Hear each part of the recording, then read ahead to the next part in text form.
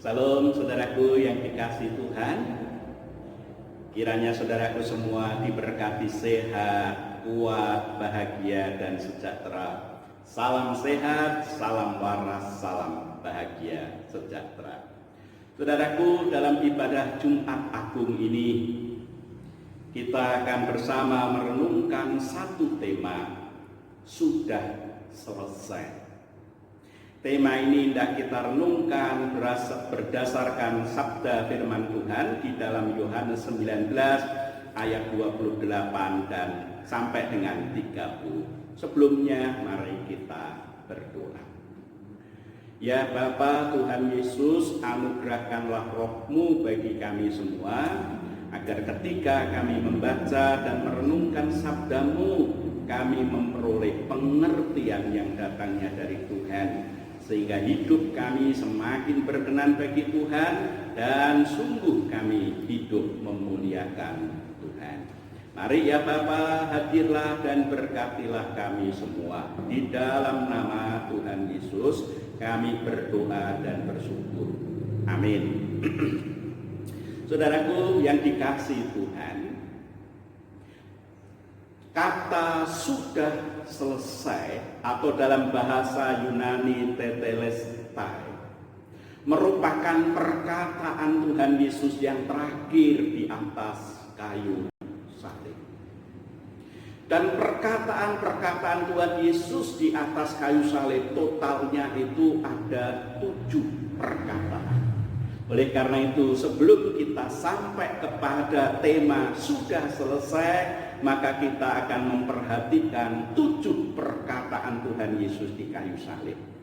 Yang pertama, Tuhan Yesus berkata, "Ya Bapa, ampunilah mereka karena mereka tidak tahu apa yang mereka perbuat." Itu di Lukas 23 ayat 34. Lalu perkataan yang kedua adalah, "Sesungguhnya hari ini juga engkau akan ada bersama-sama dengan aku di Firdaus." Perkataan Tuhan Yesus kepada salah seorang penjahat yang disalib di sebelah kanannya di Lukas 23 ayat 43. Lalu perkataan yang ketiga adalah, "Ibu, inilah anakmu." Di dalam Yohanes 19 ayat 26.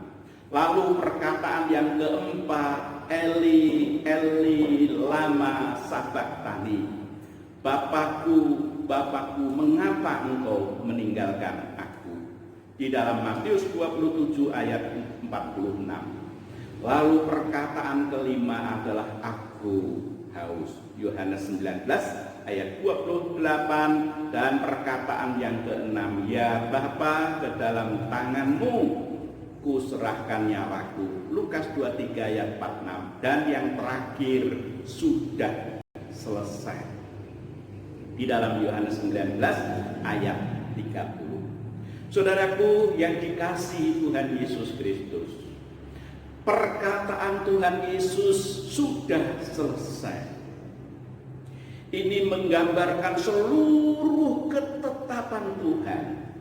Mulai dari kitab Kejadian 3 ayat 15, di mana Tuhan menyatakan keturunanmu akan meremukkan tumitnya dan keturunan perempuan ini akan meremukkan kepalamu. Sampai kepada nubuatan nabi-nabi dalam perjanjian lama telah tergenapi dengan sempurna. Artinya saudaraku, tugas kemesiasan Tuhan Yesus yang diberikan, yang dibebankan kepada Tuhan Yesus oleh Bapa Surgawi telah tuntas dan sempurna.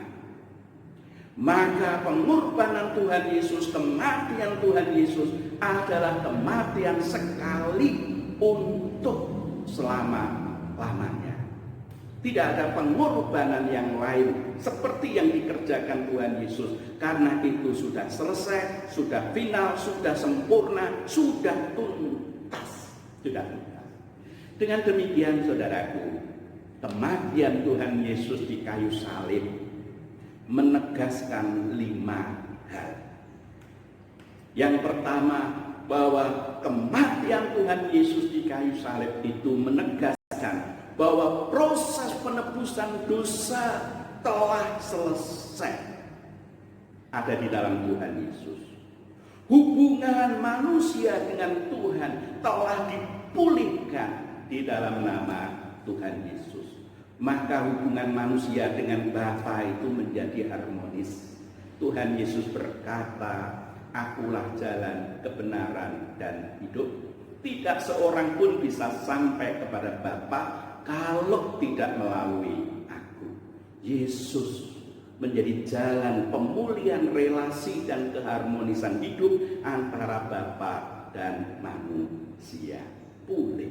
Yang ketiga, kematian Tuhan Yesus di kayu salib, saudaraku, menegaskan bahwa keselamatan dan hidup kekal telah menjadi jaminan setiap orang percaya.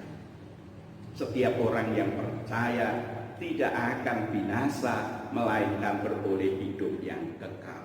Dan yang keempat, manusia di dalam Tuhan Yesus Kristus merupakan ciptaan baru, yang lama sudah berlalu.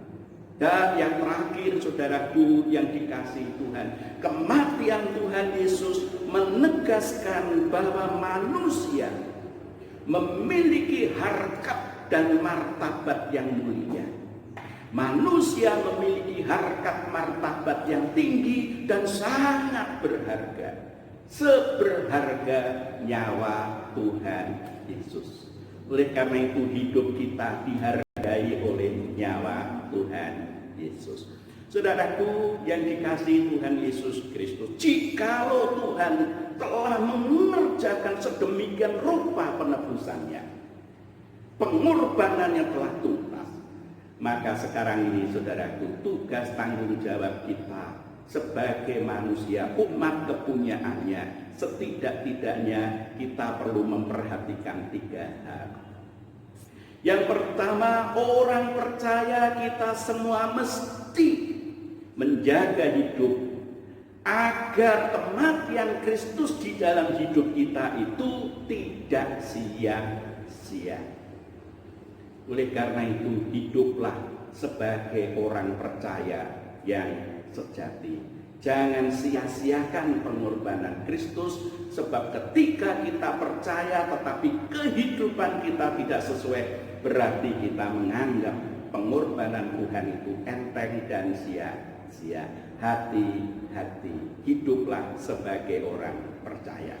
Yang kedua, saudaraku yang dikasihi Tuhan, orang percaya kita semua mesti memiliki kemauan dan keberanian untuk apa? Untuk memberitakan kematian Tuhan Yesus. Dengan cara apa kita memberitakan kematian Tuhan Yesus, saudaraku? Dengan cara hiduplah bermurah hati kepada seluruh anggota keluarga kita dan juga kepada segenap umat yang ada di sekitar kita. Kenapa? Karena Kristus telah menyelamatkan kita dengan cuma-cuma melalui pengorbanannya di kayu salib. Maka kita dipanggil untuk hidup bermurah hati sebagai bagian tanggung jawab kita sebagai orang yang menerima kemurahan hati Tuhan. Dan yang terakhir, saudaraku, mari kita hidup sebagai orang yang bertanggung jawab. Orang percaya adalah orang yang bertanggung jawab. Orang yang bertanggung jawab adalah orang yang menghayati iman percaya di dalam Tuhan Yesus. Oleh karena itu, saudaraku yang terkasih di dalam Tuhan Yesus Kristus, kematian Kristus telah sempurna.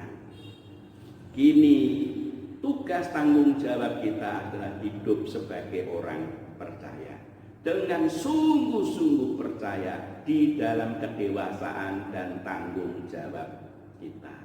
Kiranya saudaraku kita semua diberkati oleh Tuhan. Sekali lagi salam sehat, salam waras, salam bahagia sejahtera. Tuhan memberkati kita semua. Amin.